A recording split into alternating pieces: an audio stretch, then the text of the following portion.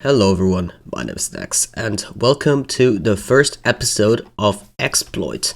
Now this is the first episode of course, and despite that I already have quite some progress, or rather as you can see I'm already in Elytra and some diamond gear from end raiding, and what I'm going to do today is set up a novice trading system for villagers, which will basically reset their trades and allow us to trade with the villagers at no cooldown. Now this is very important because we are not very advanced yet, as you can tell. We just basically exploited a village to the maximum. And yeah, we need more emeralds because we need to gear up, and once we're geared up we can start digging our first perimeter. And well, of course later on we're going to do it with TNT and stuff, but for now we're going to have to do it manually because we don't have the resources yet or the TNT to dig a perimeter with flying machines. So what we're going to do is just build a villager trade reset system to get more emeralds. So we're just going to need some comparators, and yeah.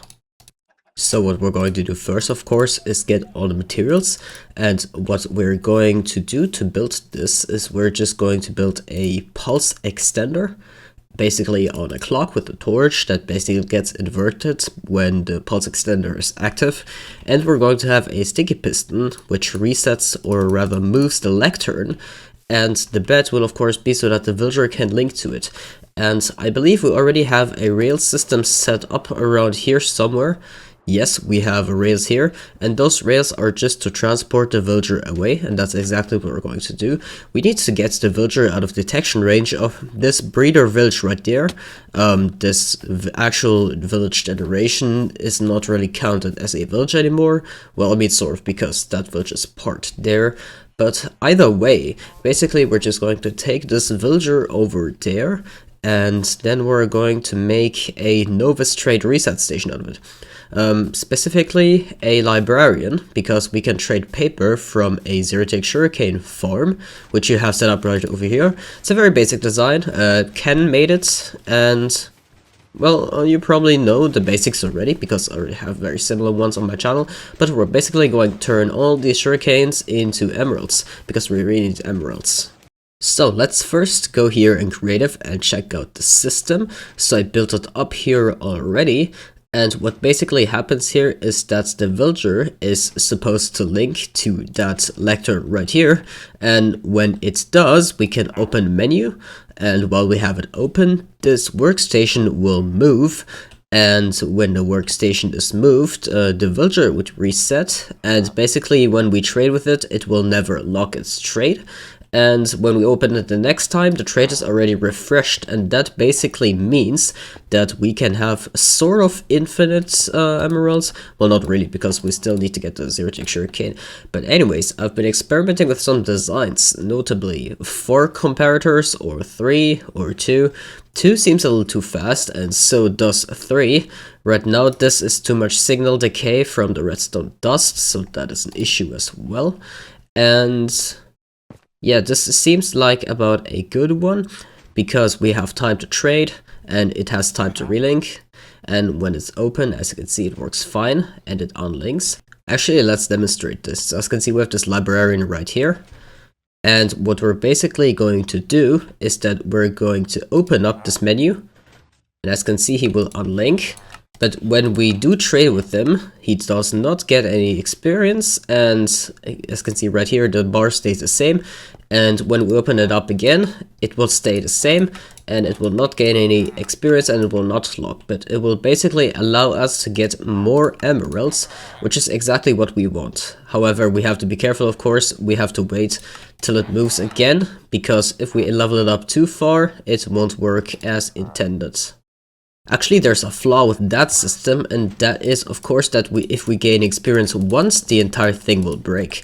So the best thing we should do is basically have this thing on a clock, and whenever the villager links to the workstation, we're going to quickly open up the menu. And yeah, however, we have to basically make it so that we still have a time window for us to open the menu, and also for him to link, so it's kind of hard to get right. So what we can also do is try this out. So basically we will step on a pressure plate and open up the menu, and whenever the menu is actually open, we will be able to trade with him without it getting refreshed or, you know, him leveling up, because the workstation will be moved and he will unlink. So that should in theory work. As you can see, it works. What we just need to do is wait for him to relink. And that should work too. Perfectly fine. Relink.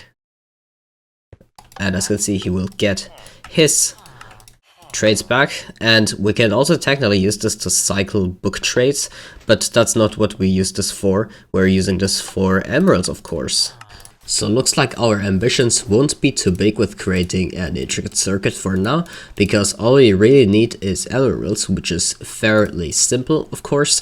However, we're going to need to transport one villager over to this outside area, and that of course is not really super simple. Let me see if we have any rails outside of those 2-part rails.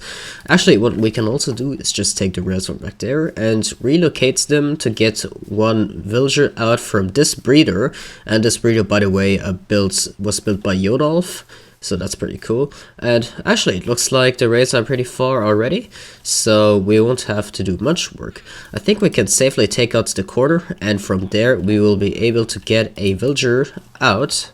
Let's see, like that. Perfect. So, let's just get those rails back, and we're just going to nudge them into place. And I'm pretty sure that we will have to push them even further away, and it won't just work like that. So actually, yeah, we probably have to do it like that. So let's see him going. Okay, he's going. And by the way, we are on a server right now. So yeah, we're in the server and not in a single player world. And the server is pretty smooth because I run it in my basement. And oh yeah, we have to watch out for zombies to make sure they don't hurt him. Do I have enough blocks? Yeah, I have enough blocks to make sure that he is safe. So, okay, there's a detector rail. That is not good at all. Let's see. Can we get into bounce back? Not bounce back, but yeah, you get the idea. Yes, perfect. Okay, let's put the rails back and push him even further. This time we will have to. Oh my god. Oh no. Oh yeah, I know what's happening. The villager is actually able to move the minecart. Yes, I completely forgot about that, but villagers are able to move minecarts themselves. They can control the minecart, which is kind of concerning, honestly, because right now it's kind of trouble. I guess we will have to resort to sand pushers in that case, because those are not rails, and well, those will not be dictated by the villagers. Let's just push that villager into place and box him in. Looks like he's safe. You leave me alone, spider. Yeah, we're going to use sand pushers to push him over there. Oh, much better. We know we're in anymore. So, what we're going to do is use the sand pusher mechanic that we have in this elytra launcher as well. So as you can see, it will launch us up all the way. And this, of course, can be used on the villagers too. And that's exactly what we're going to do. So looks like we were able to collect quite a bit of gravel, because nobody really wants gravel. And I suppose we can just use the slabs. Even if we don't use stairs, the sand pusher will work one time. It might work multiple times, but what I know for sure is that using a sand pusher with just a slab that is not stuck between 2 blocks will not work very reliably over time. And that, of course, is a big issue. Now, the question is, of course, it only moves you either fully horizontally or fully vertically, but nothing in between. So we can't launch him or anything. We actually have to clear the way so that he goes perfectly horizontally. And I was aiming to get him into the village. Now the question is, how do I even get him up there somehow? Because that will be kind of hard. And that way is blocked as well. So I guess what we'll have to try is to somehow get him far enough, and then from that hill there we will be able to push him. Okay, I don't think the rail thing is going to work. So what we're just going to have to do is somehow get him up, maybe with water. Okay, no, that won't work for sure. So, I suppose we'll have to push him up with pistons for every of those steps, which is honestly really annoying, but looks like that's what we have to work with. So we're just going to take out some part of that rail for now. And we have a pressure plate right here, so we can use that to push him up. Okay, he's up there. I guess we'll have to remove that every time, but that's okay.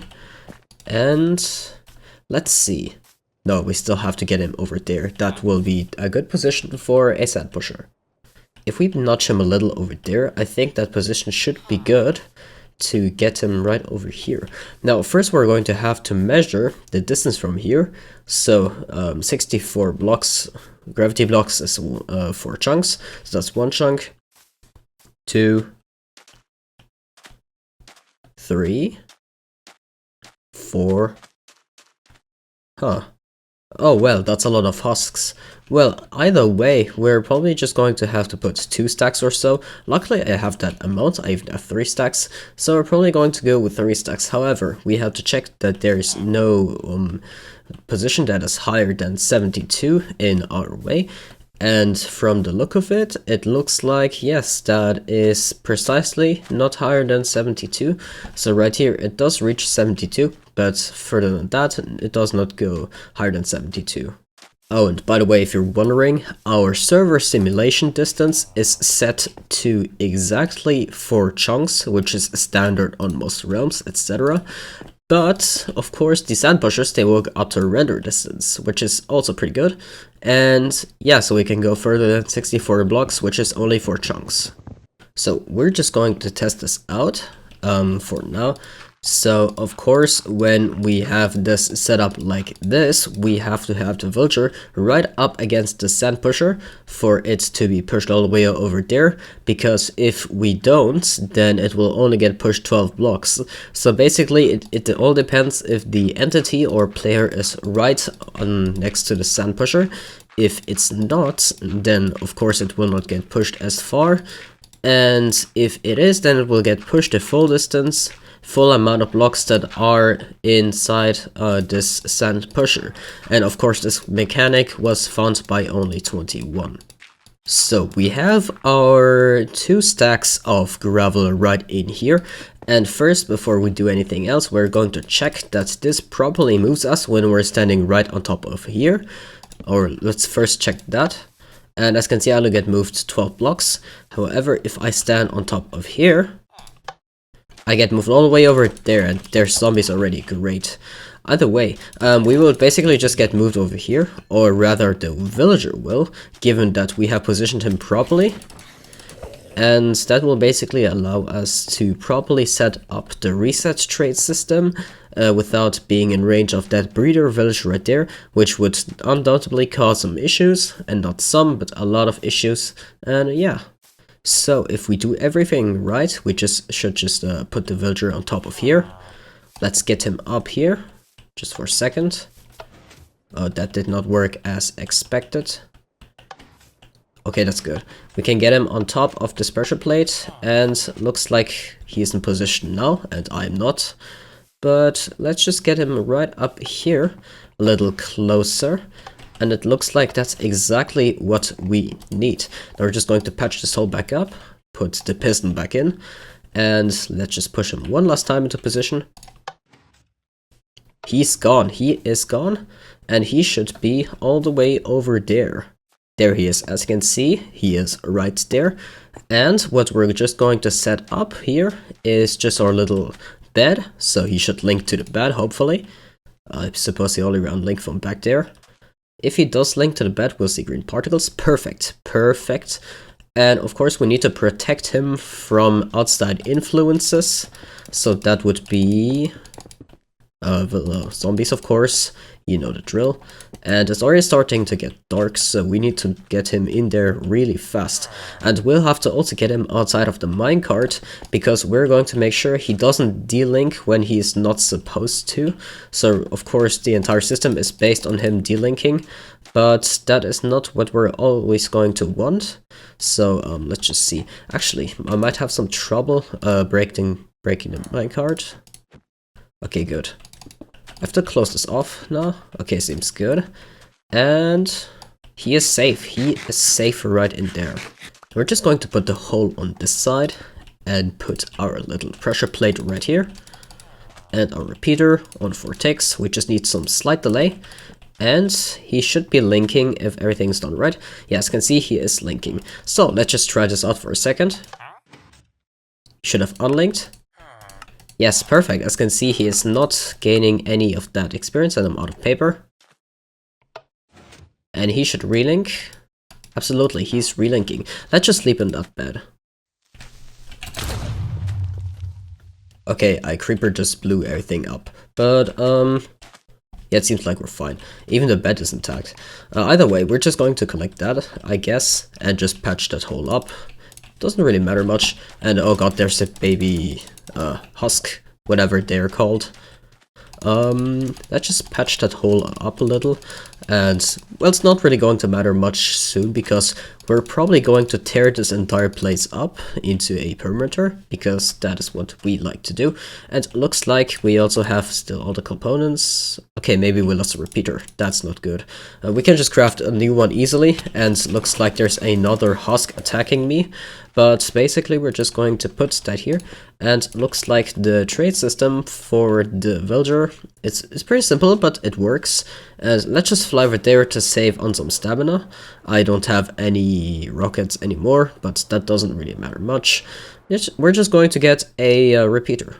Now, I'd of course like to use this Elytra launcher back there, but the problem is that it crushes other people in their presence, and I believe this is due to a bug in which basically the other client doesn't know where the other player model should be positioned, so it gets all confused and it is unable to properly handle it and will basically just crash. Much simplified. We just have a bunch of stuff right over here. We're going to get a shulker box and fill in some paper in order to trade for emeralds, and we're going to get a decent supply of emeralds for the time being, which is pretty good. We should be able to trade a bunch of this into emeralds, which is what we really need right now, because, well, we need a lot of emeralds for all that gear. So let's just craft some into paper, and we can use the system already. Okay, perfect. As you can see, it works very fine. However, we have to be careful not to open, well, trade with him before you hear the piston noise. Because if we do, then this won't work. So it looks like our first shulker box of sugarcane is down, and that's okay for the time being. What we're just going to do is fly back and get some more. However, we already got a decent amount of emeralds out of it. Now, of course, later on we're going to build a massive raid farm, a stacked raid farm, and we're going to get tons of emeralds, which is going to be great. But for now, this is probably the best way of gaining emeralds that we have, because as you can see, we're still fairly early game, although we have done quite a bunch of stuff already, like for example, beats the dragon, etc. So I just went strip mining a little to get more materials, because honestly we almost don't have anything. We barely even have resources to build farms. So what I'm just going to do is build my simple zero-take sugarcane farm, the one with 2 sides, basically the same as this one, but a little bit buffier. Oh, buffier is that a word? I don't know, but you get what I mean. It's a little bit, you know, bulkier, I guess. Yeah, that works, make more sense. And we can use that one to get more sugarcane, and I suppose we're just going to set it up right over back there, where this, you know, the trade reset system is. So we are indeed running out of redstone resources a little, but that's okay. We just basically need some dust, and yeah, I suppose we do need a bunch of pistons for breaking the sugarcane. Once that is done, we should be done with our upgraded sugarcane farm for more sugarcane production, because of course we need a lot for the trade reset system. So let's just see if that probably works. Okay, perfect. Oh, looks like it does work, so that's pretty good. So my other recording kind of got corrupted and it's already the next day right now, but that's okay because I didn't really do much productive things, and As things are, the episode was already a bit long, so basically what I did is just upgrade this to a full max sword. Well, I call it max sword, but basically I don't like sharpness, not sharpness, what am I saying? Of course I want sharpness. I want like fire aspect and knockback, and those two enchants are some that I deeply dislike, and that's why this is a max sword for me. But basically this sword only had mending on it before, just to prevent it from breaking. And we got this looting enchant from the villager from back there, because what actually happened is that I accidentally locked him up because I was not careful enough. But that's okay, because he had a looting 3 trade for a really good price, which was 20. As you can see, it's 20 emeralds for looting 3. That's a pretty good price, and that way I was able to get this sword to the maximum. And I also showed some parts of our double blaze farm spawner, which I can do right now. So we just have a little bridge right here that leads us to the fortress. And this fortress is fairly nice because, of course, it has a double... Oh my god, what was that? What's a ghast? We were just talking about how there are no ghasts, but apparently there are ghasts. But either way, this fortress right here is pretty good because it has a double blaze spawner, and that is what we use as our temporary experience farm. It's fine for mending gear, and as you can see, it uses sand pushers, so it's a pretty fun mechanic. If we just turn this on, as you can see, all the blazes will get pushed right into this kill chamber right here. And we have one of my trident killers, which will just kill all the blazes. And is the trident still linked to me? Looks like it is. So this just kills all the blazes. And the experience goes through the slab. And of course there's a hopper here as well that collects everything. And we already have a bazillion blaze rods that we can use for fuel. We also have a kelp farm. Well, we used to zero-take kelp farm. You know, since it's a very early game, it's easy to set up. But either way, this is pretty much the entire blaze farm. Now, I think this is pretty much enough for this first episode. What we're going to try to do in the next episode is get some more glitch blocks, notably Bedrock, and also get some portal blocks. Now, as far as I know, Hazel was already able to get nether portal tiles, and, well, actually, if she did, and looks like she did, probably don't need to get more of them, because we can just duplicate them. But, yeah, definitely still need to get Bedrock. And in order to get Bedrock, we also need ghast tears, and these are not very easy to obtain, especially when we don't have any stable supply of rockets to fly and kill them with looting 3. So, but I think this is a pretty solid start for a series, and I hope you enjoyed this video as much as I did. And for the time being, I'm just going to sit back and take a rest, because this whole exploit thing has been very exciting, but also kind of tiring. But either way, I hope you very much enjoyed this video. And, well, again, thanks so much for watching. My name is Nex, and bye-bye.